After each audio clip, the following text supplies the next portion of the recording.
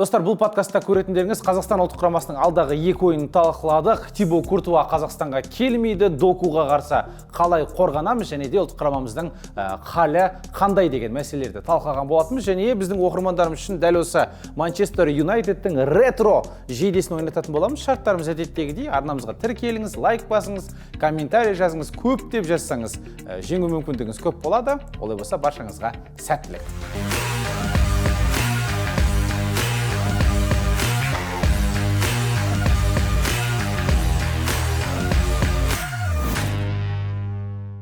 Тибо Куртуа жарақат алды, сол үшін де бұл ойынға қатыспайды. Қазақстанға қайта келе бермейінші деген. Бұндай Бельгия сияқты қарсыласқа Муринскилар құрамда болу керек. Фарер аралдарымен жолдасты кездесу, бірақ бұл рейтингі. Жеңсек біз ұпай жинаймыз рейтингте, жеңілсек қарабет боламыз. Қақпашыларда кім накураже сол қақпада тұрады.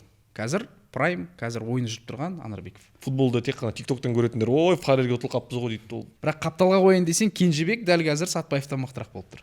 Сәлем достар, сіздермен Алима Лайф және жүргізуші Сәлімжан Тасболатұлы. Бүгінгі біздің қонақтарымыз студиямыздың Ерқанат Бөкей, Мәди Ерланұлы. Жігіттер, қош келдіңдер. Көңіл күйлерің қалай? Барлығы дұрыс па? Енді подкасты түсініп отырмыз. Қазақстан ұлттық құрамасы туралы екені, себебі алда бізде осы әлем чемпионатына іріктеу соңғы ойын қалды өз алаңымызда, Астана аренада Бельгиямен ойнаймыз. Бар ма десейші? Шығуға мүмкіндік бар ма жігіттер? Қалай ойлайсыздар? Содан бастайық. Алаңға шығуға мүмкіндік бар. Алаңға шығуға мүмкіндік бар еді. Одан кейін Фарер аралдарымен біз көбіміз енді Фарер аралдарының бұған дейін деп бүйтіп, ол не ол деп жүредік, бірақ соңғы нәтижелеріне қарап кәдімгідей бұл ұжымда бір өзінің айтары бар ұжым екенін бізге түспегеніне тәуба деу керек. Біздің топқа түспеген. Біздің топқа ма? Иә. Енді жалпы осы әлем чемпионатын іріктеу кезінде топқа жеребе тартылды ғой енді. Түсінікті болды. Бельгия жаңа Уэльстермен ойнайтынымыз.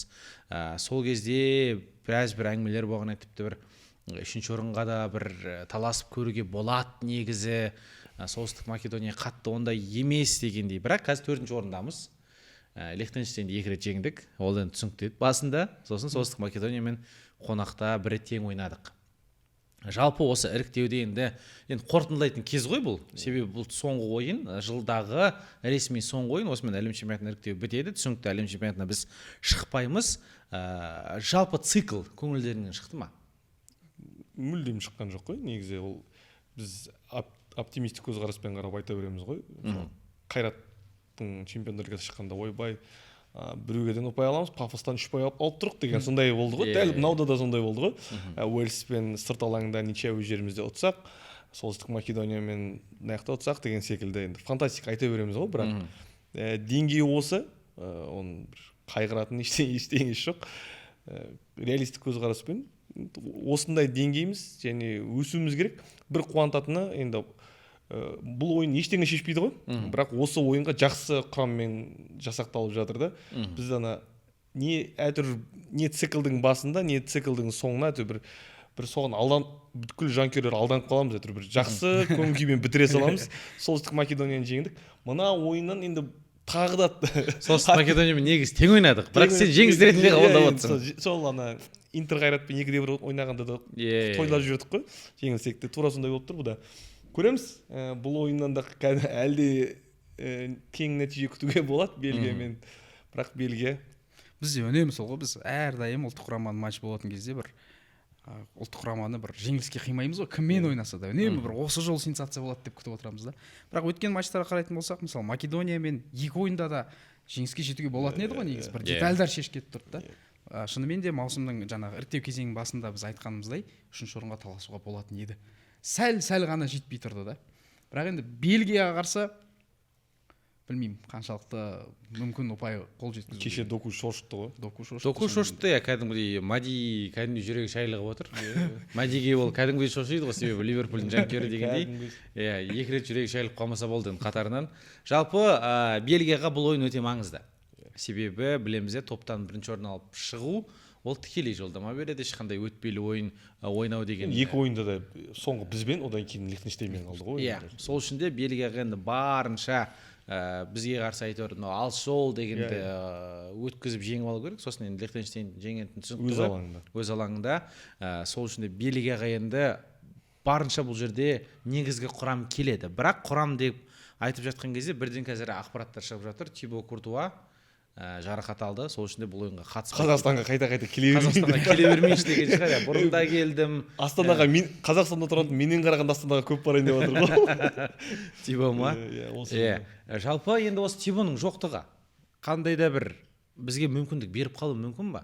Жалпы енді бір сенсация жасап жіберетін. Іздей бастаймыз ба қазір? Іздейік. Қазір искусственный поле деген бар, сағат, перелет бар, жанкүйерлер бар. одан кейін Самородов келді деп іздей береміз. Өзіміздің толық стадионымыз 30.000 адам деп. Бірақ енді кез келген команданың көшбасшысы ойыншысы болмаса, ол қарсылас үшін плюс. Бірақ қаншалықты енді бір шешуші рөлін атқарып кетеді деп айту қиын енді. Бірақ енді Тибо Куртуаның аты Тибо Куртуа. Ливерпуль жанкүйері ретінде айтайын деп тағы қоймай қойсаң.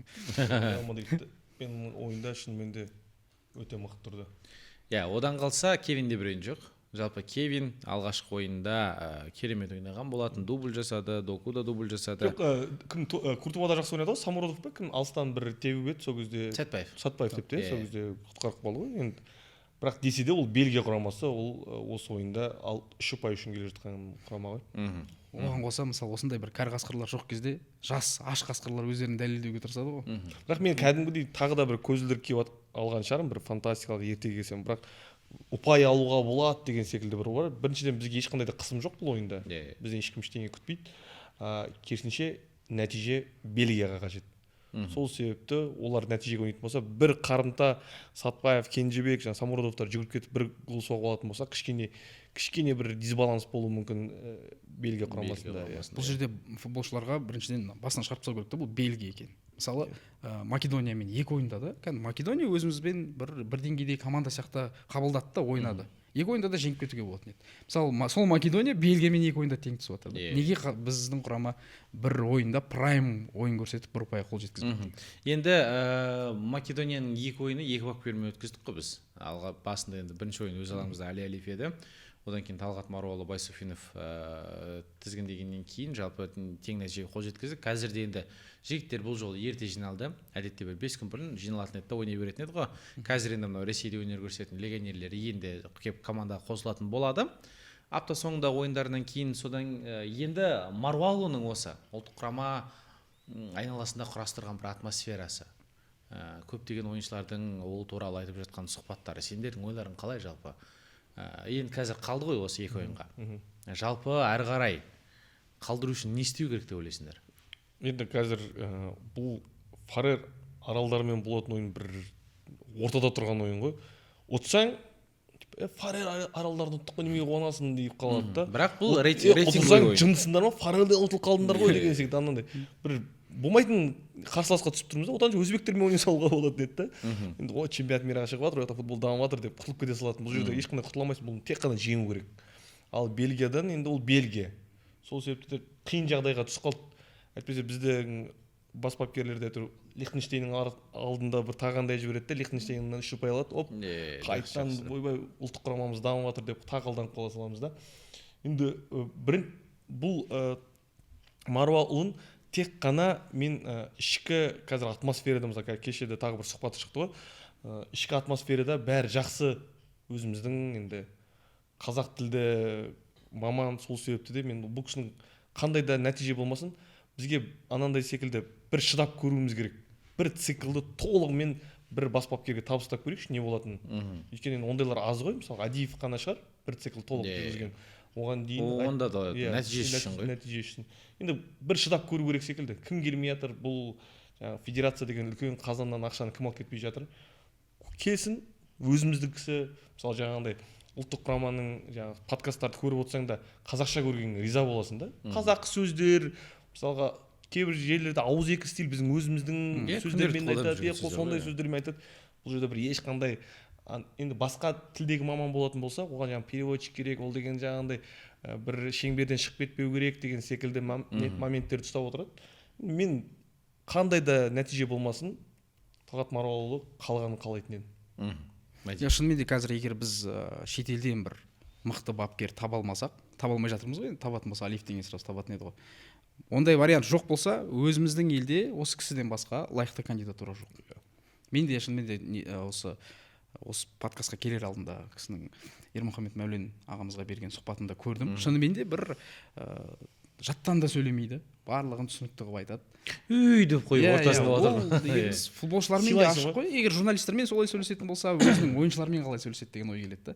Бұл кісі кәдімгі үлкен авторитет болып тұр ойыншыларға. Түсінікті. Енді жігіттер, құрамға, шақырылған құрамға келейік. Бізде әрбір осындай бір подкаст сайын қақпашы мәселесін кәдімгідей ұзақ айтатын болдық. Және бұл шынымен де ұзақ айтылатын. Өткенде Анарбеков жоқ, ойбай кім, Сейсенба, Шайзада ма, немесе Покатилов па деп отыр. Қазір енді Анарбеков қайтадан келді. Интерге қарсы да керемет қақпаны күзетіп ойнағанын білеміз, көрдік. Бірнеше сейвтері болды. Тіпті көбісі айтып жатыр, Реалға қарсы Темірлан тұрған қақпаны күзеткен кезде мүмкін 5-0 болмайтын бетті деген. Енді оны ешкім білмейді. Бұл жерде енді Шерханды жамандағымыз ештеңеміз кеп тұрған жоқ. Кім қақпада сендердің ойларыңызша? Сейсенбі әлде Анарбеков па? 100% Анарбеков. Анарбеков. 100%. Қақпашыларда жалпы мен енді бапкер ретінде бір сәл нетінде айтатын болсам, қақпашыларда кім накуражы сол қақпада тұрады. Қазір прайм, қазір ойыны жүріп тұрған Анарбеков. Қателесуге болмайды. Мынандай болды. Дәл осы Бельгияға дейін біз Уэльспен ойын өткіздік қой, қонақтағы ойыннан Бельгияда. Сол Уэльске қарсы қақпаны Темірлан күзетті. Сосын Бельгияда Мұхамеджан Сейсен қақпада болды, бірақ мынандай әңгіме шықты сол кезде. Темірлан Анарбеков енді ойнап жүр, енді дәл осындай көптеген оған зейін қойылып жатыр, внимание бөлініп жатыр, психологиялық түрде жанып кетуі мүмкін деді да Мұхамеджан Сейсен. Қақпаны күзетті, көбісі енді оны ағасы соққыны өзіне алды дегендей, сондай әңгімелерді бір қазақи болмыста айтқан болатынбыз. Бұл жолы енді Темірлан шынымен де дайын деп ойлайсыңдар ма? Иә, мен ешқандай да күмән жоқ. Біріншіден ойын практикасы, екіншіден Анарбеков кеше ғана Джозеппе Меацада қалай тұрып берді. Енді сен қазір біздің Қазақстан премьер-лигасында ойнап жүрген ойыншылар үшін маусым аяқталды негізі. Болды, барлығы формадан шығып кетті. Ол мынандай үлкен кәсіби спортта, ол кез келген бокс болсын, футбол болсын, сен формаға қайтып кіруің өте қиын. Тонуста жүрген жоқ. Тонуста қазір Анарбеков жүр. Сол үшін Анарбековты біз мойындауымыз керек және қолдауымыз керек, қой тұру керек. Өйткені көп жаңағы ойыншылардың басында уже Мальдивы, Турция, уже сояқта жүр кәдімгі. Олар отпускта ғой былайша айтқанда. Мынандай да ақпарат шығып жатыр. Дәл осы Бельгияда ойыннан кейін қайрат ойыншылары Анарбеков, Қасаболат, Тапалов, Сәтбаев сынды ойыншылар қайтадан қайрат сапына оралады.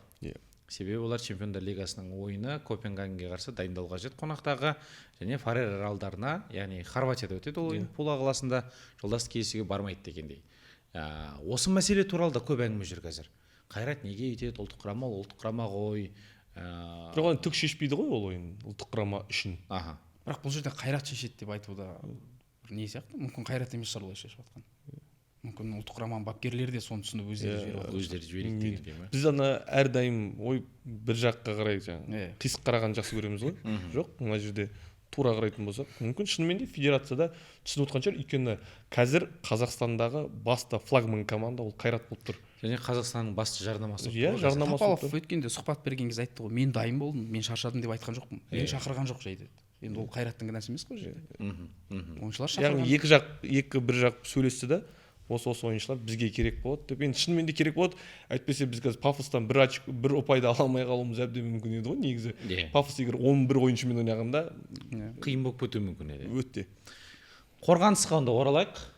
Қасым, Вараговский, Әліп, Жұмаханов, Сұлтанбек Астанов, Жагоров, Малый, Кусяпов, Тапалов, Қайыров, Тұрсынбай, Әшірбек.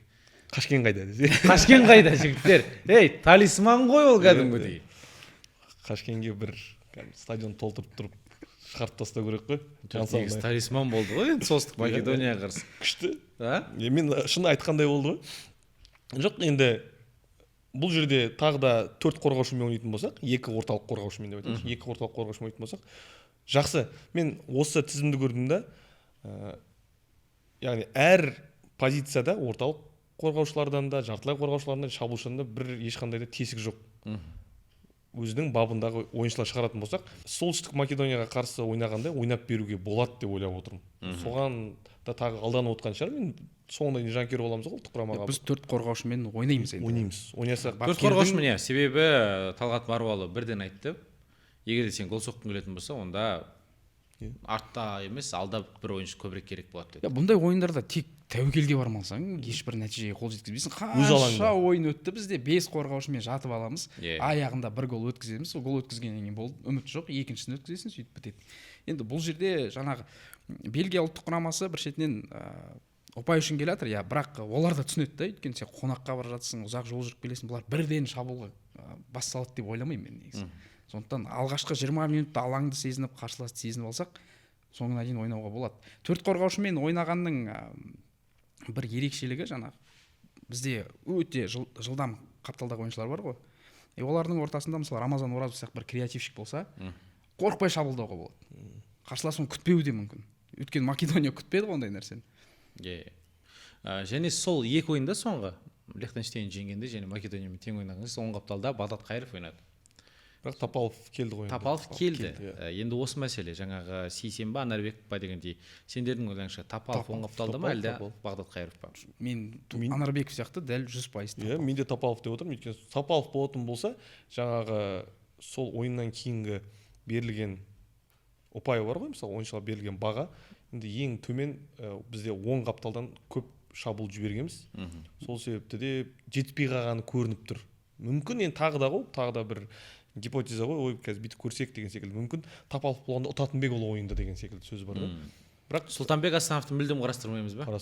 Мен екі Астановты қайта шақыра бергенде әлі түсіне алмаймын. Біреуін енді шақырды. Елхан біраз болды шақыртылмағанына, енді шақыртылды. Қазір шақырдыл дегенде де түсіне алмаймын. Бір бөліп қазір келеміз оған, шабуылшыларға келеміз.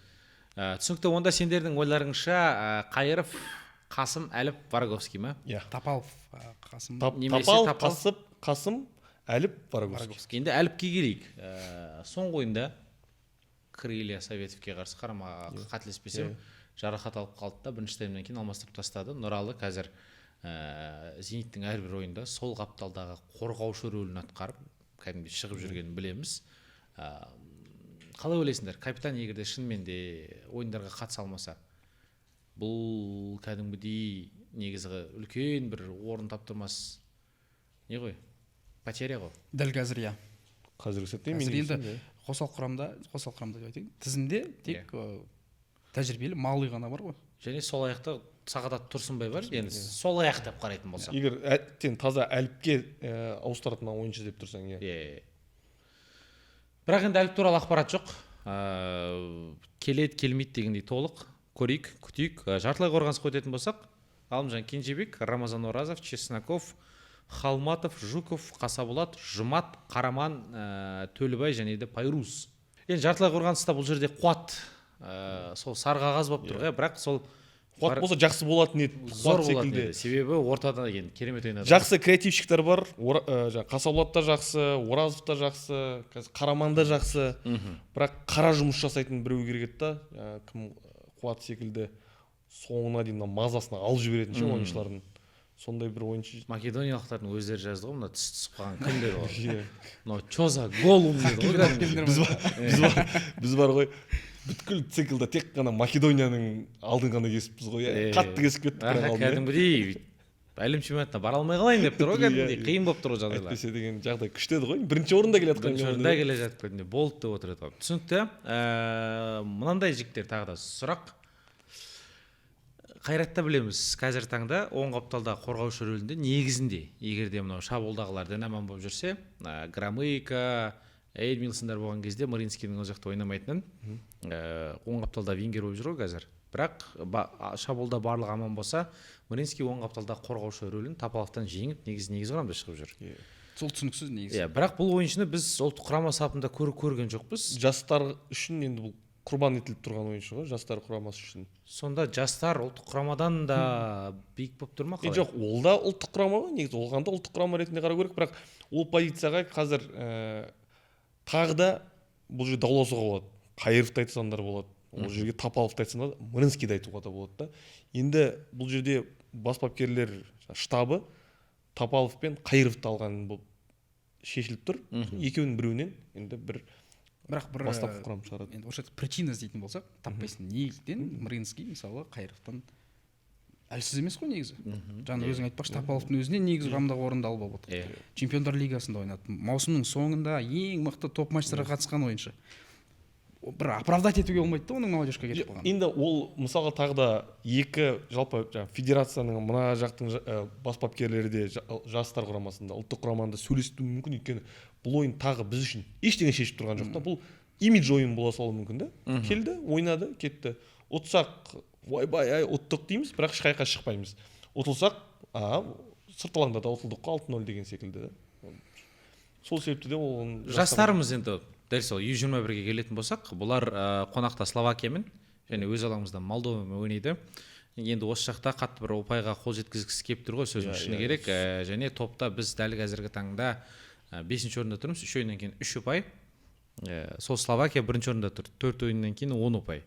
Бірақ олардан енді ұпай алып жатсақ, кәдімгі мүмкіндік шығуы мүмкін, себебі Молдованы өз алаңымызда ұтатын шығармыз. Бірақ енді Андорраға ұтылып қалдық қой қонақта. Ол бапкер кетті, оның орнына қазір Ферапонтов келді. Бірақ мынандай ойда, енді футбол ретінде мысалы доку деп жатырмыз, Брэдлиді қалай қинады, одан қалса, одан өткен маусымда Трент Александр-Арнольдты докудың қандай жылдам ойыншы, дриблингі мықты екенін білеміз. Және ол міндетті түрде сол қапталдағы вингер болып ойнайды ертең біздің ұлттық құрамаға қарсы. Сонымен қарайсың, Қайыров, Тапалов дейсің, екеуі де жақсы, бірақ енді сөздің шыны керек жылдамдық докуға жетпейді ғой. Жылдам қорғаушылардан бізде кім бар? Қазіргі ол Мринский. Жоқ дегенде әйтеуір бір қасында ілесіп жүгіріп ананың динамикасына сай болып беретін. Біз қазір Қазақстан премьер-лигасының көзқарасымен айтып отырмыз да, Мринский деп. Мойындауымыз керек, кеше АПЛ-дағы мықты деген ойыншылар үлгермей жатқанда, біз Мринский десем, екі Мринский қойсам да жете алмайды. Ең жақыны сол ма деп тұрдық та. Ол бізде бар, Арсеналдан қарап отырмыз ғой, бізде қандай қару бар, осыған қоя алатын деген секілді. Бірақ біздің қаруымыз пистолет, ананікі автомат болып тұр ғой, былайша айтқанда. Тура сондай да. Водяной ма? Водяной. Пулькамен ататын. Менде мынандай ойда, мысалы Мринский деген секілді ойыншылар, бұл біздің ұлттық құраманың болашағы. Бірақ бұл 16-17 жасар бала емес та, қазір сен молодежкаға бара тұр деп айтатындай. Алдағы 2 жылға костякты осы қазірден бастап жинақтауымыз керек қой. Демек, бұндай Бельгия сияқты қарсыласқа Мринскийлар құрамда болу керек. Алаңға шықпаса да қосал құрамда отыру керек. Бірақ мен қазір федерацияның, білмеймін ол қалай ойлайтын, бірақ менің ойымша федерация былай ойлайды. Қазір Бельгиядан ұтыламыз, одан кейін ана жақта Молдова мен Словакиядан ұтылып қалсақ, вообще позор боламыз. Одан да халықтың көңіл күйі үшін мына жақтан бір результат алатын болсақ, ертең жаңалықтарға шығарып, үйтіп істеп жібереміз деп бір көзге көңіл күй үшін дейтін болсақ, дәл осы подкаст түсіріп отқан сәтте Қазақстан U17, Хорватия U17 жеңді қазір 2-1 есеппен. Көңіл күй көтерілді деп айтайын. Мен Дәулет Орынбасардың ортада тұрып айтып отқан сөзін көрдім. Капитан ретінде. Бір Дәулет енді көзге түскен жоқ.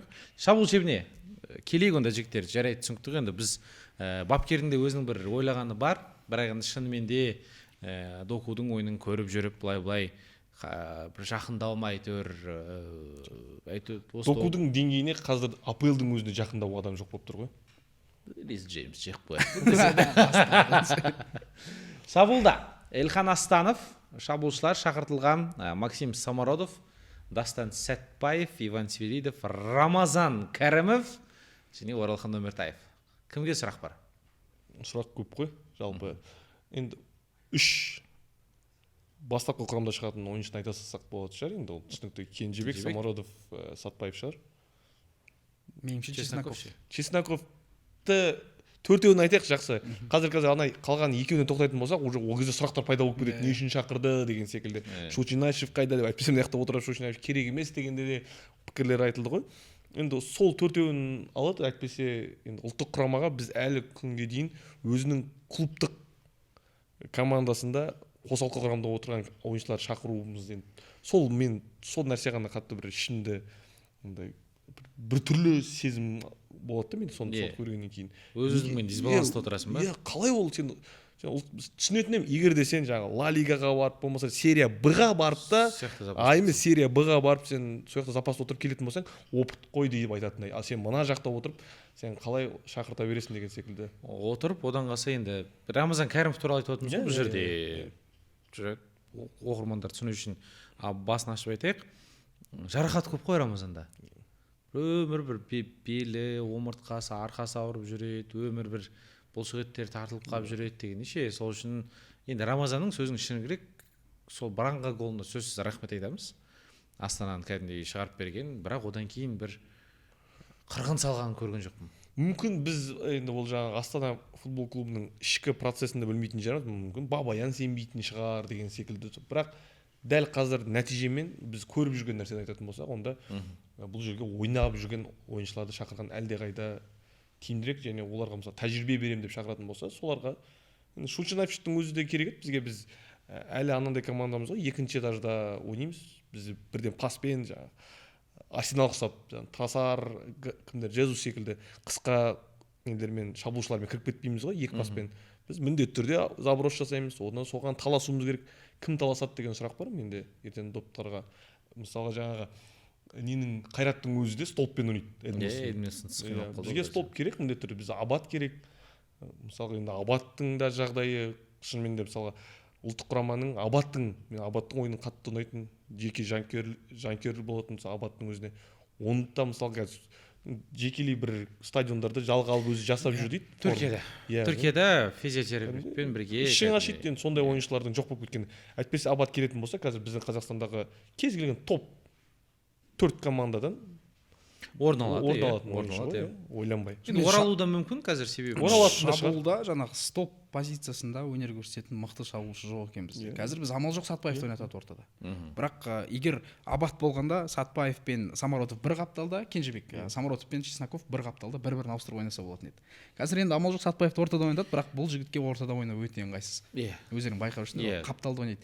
Бірақ қапталға ойын десең Кенжебек дәл қазір Сатпаевтан мықтырақ болып тұр.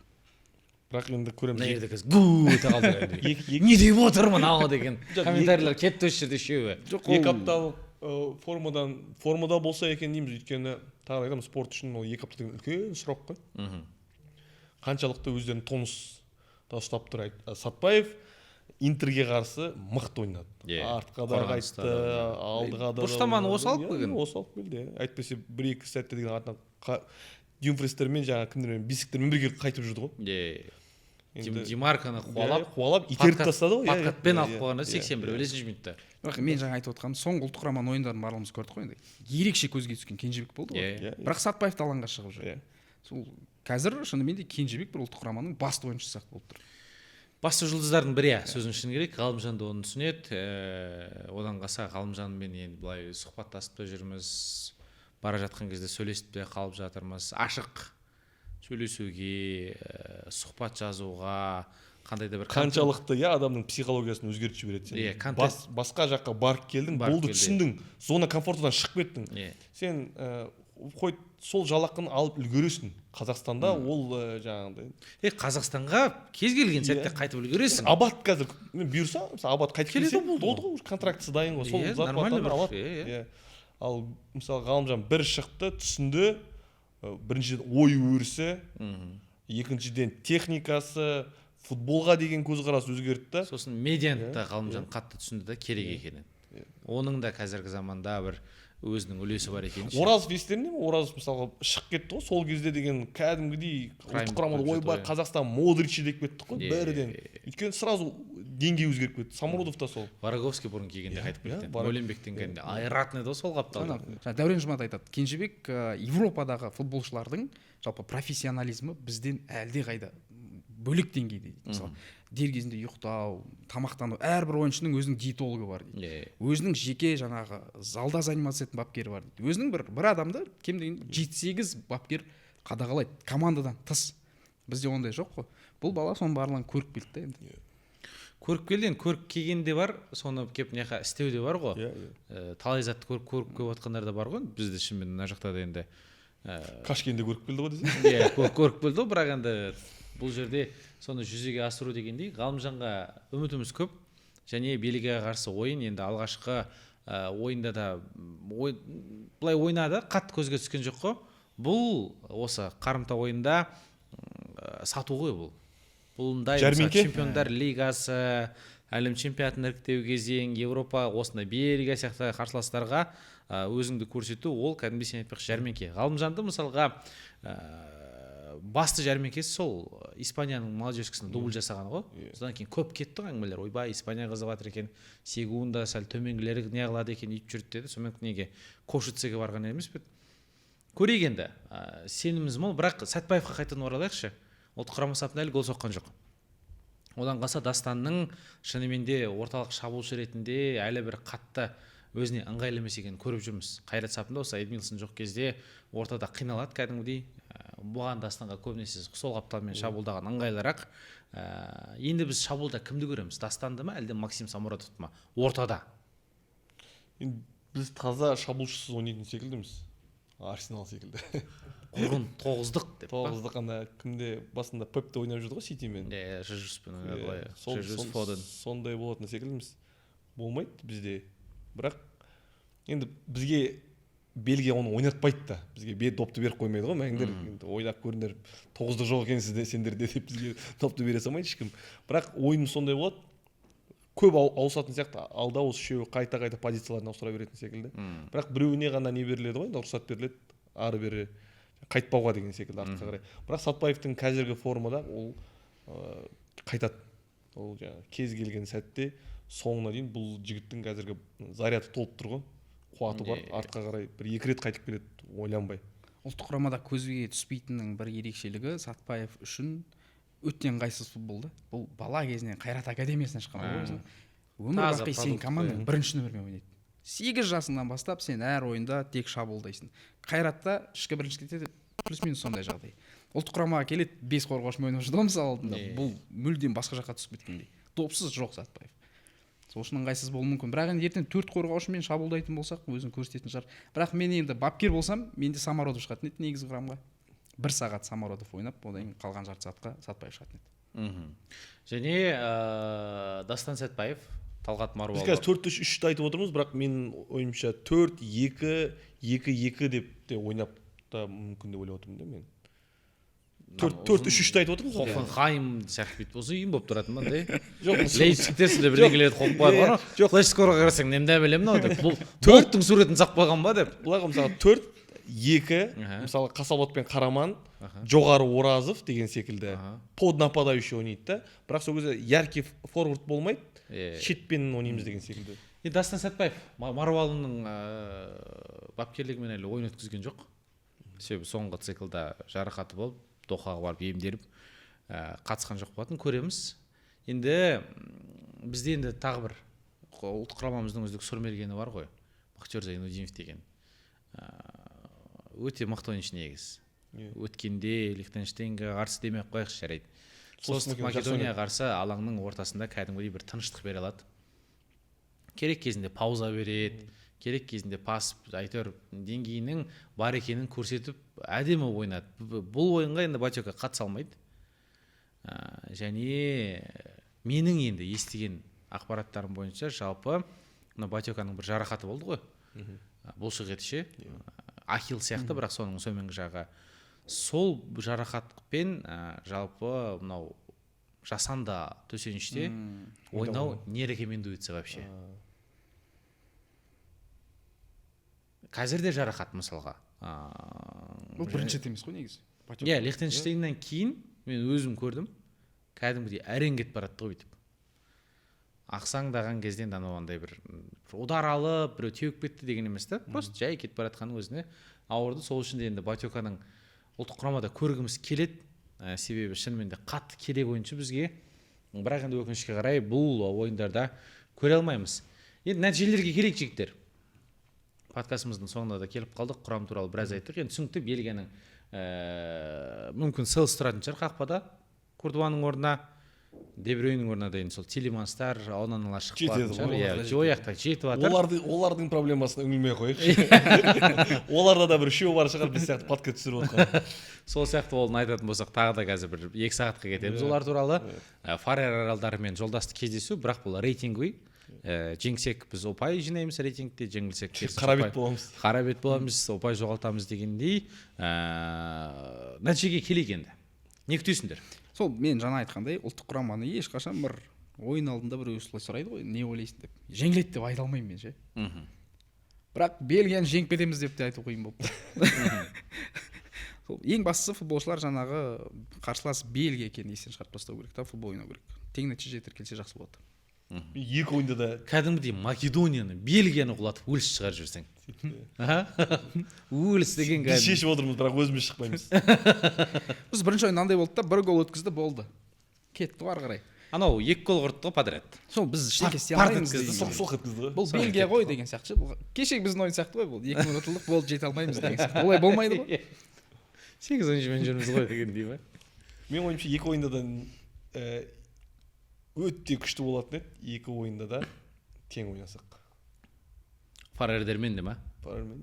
Фарермен өйткені Қайраттың ойыншылары ойнамаса тең ойнау арман болып кетеді. Бірақ соңғы 2 ойында Қайрат ойыншылары ойнаған жоқ қой. Қасаболат қана шықты Солтүстік Македонияға. Жоқ, енді қазір тізім бойынша кететін болса, кімді дозаевить етеді? Кім бар? Мен Қайраттың ойыншыларына Қайраттың ойыншылары деп айтып отқан жоқпын. Біздің КПЛ тоқтап қалған. Біздің қайтадан сол. Кімге звондайсың? Братан, келе аласың ба деп. Катарданмын дейтін сияқты. Демалып отырмын. Сондай ғой, біздікілер. Мен сол үшін ғана айтып отырмын. Әйтпесе енді былай алдын ала Фарермен ойнайтынымыз белгілі болып, жаңағы құрам жасақталса, болса, оны ұтуға болады ғой әрине. Бірақ Чехияңды ұта алмай қиналып жатыр ғой. Фарер Хорватияға қарсы ойнайды. Хорватия енді түсінікті, оларда шықпайды, өйткені кім Чехия Гибралтармен ойнайды соңғы турда. Ал Фарер хорваттармен сырт алаңда ойнайды да. Сөйтіп жақта қалып қояды. Қалып қояды. Ал Рекадан Пулаға бара салады. Қала ауыстырады. Ал өз жерінде 1-0-мен жеңілген ғой негізі Фарер. 1-0-мен хорваттардан өте жақсы ойнаған хорваттарға қарсы. Енді соны түсіну керек. Бұл айтып отқаным әтеге кәдімгі көрермендерге түсінікті айтпесе, қазір футболды тек қана TikTok-тан көретіндер, ой, Фарерге ұтылып қалыппыз ғой дейді. Ол деген Фарер аралдар қазір мықты. Сол себепті мен екі ойында да ничья тіркелетін болса, ол жақсы. Ол өте күшті. Түсінікті? Бірақ голмен 0-0 емес, голмен. Кім гол соғады деп ойлаймыз? Сен өткеннен айттың ғой жаңағы Қашкенді былай назарда құрту үшін, соған аудару үшін мүмкін бір өзіміздің аяқта жақсылап бір жаттығу жасайтын шығармыз енді. Шынымен сондай болып шықты. Енді осы жерде айтып көрейік шамамен, ай осы гол соғады ау деп. Кенжебектен гол күтемін мен. Мен Сатпаевтан гол күтемін. Түсінікті. Иә, олай болса рахмет жігіттер. Дастан, Ғалымжан, Максим шабуыл шебіндегі жалпы жартылай қорғаныс кім соқса да әйтеуір соғып жақсы бір нәтиже көрсетейік. 15 қараша күні кешкі сағат 19:00-де Астана аренада бұл ойын өтетін болады. Келіңіздер деп айтайын десем, билеттер сатылып кеткен, sold out. Бірақ бізді сол шетелден мүмкін студенттер көретін шығар. Көп қой студенттер бізде. Хорватияда Пула қаласында 18 қараша күні, қателеспесем, жергілікті уақыт 6-да кешкі жолдас кездесу өткіземіз. Республика сарайы десе. Міндетті түрде келіңіздер. Билет керек болса хабарласыңыздар, алып береміз. Қонақтағы ойынға, өз алаңымыздағы емес. Жоқ, билет болғанда перелет мен қосып па? Жоқ. Ойынға билет керек болатын болса, федерациядан кәдімгі сұрап, қанша билет керек алып бере аламыз. Федерация бұл жағынан үнемі бізге енді қолдауды көрсетеді, студенттерге де билет те береді. Сырт жақта арзан деп айтасыз, сырт жақта билетті өз баратын 8 адам бар, сендер өз барған адам көп қой, келетін адамнан қарағанда. Неге? Көп барады ғой кәдімгідей. Енді Фарер аралдарына қарсы көп адам келеді деп айта алмаймын. Бұл деген мысалға жарайды. Чехия, Мехиядағы студенттер көп келе салатын сияқты. Бос болса. Сөзімді жоққа шығарып келіңіздерші. Сөйтіңіздер. Ерқанат Бөкей, Мәди Ерланұлы, Әлім Лайф YouTube арнасының жүргізушісі Әлімжан Тасболатұлы. Сау саламат болыңыздар.